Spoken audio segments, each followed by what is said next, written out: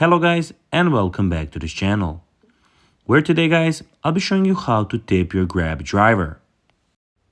Now guys, the first thing that you of course need to do is go and download the Grab application from the Google Play Store or the App Store, whichever you have.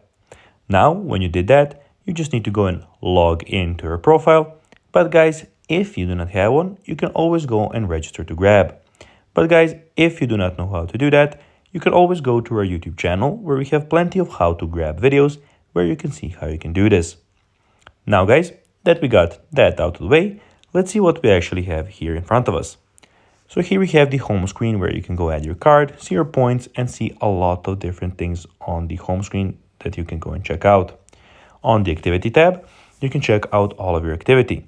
So at the moment I don't have any, but be sure guys, when you have some, they will appear here.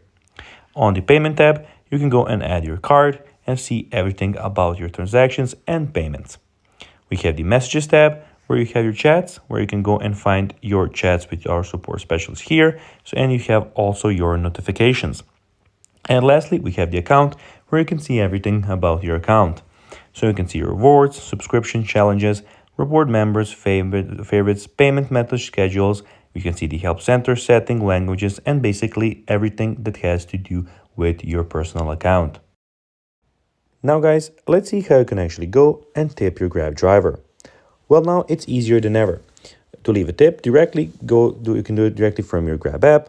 So basically select a present amount of your tip and it will be charged directly to your preferred payment method. So guys, that will be everything for this video. I hope that you found this video informative and entertaining.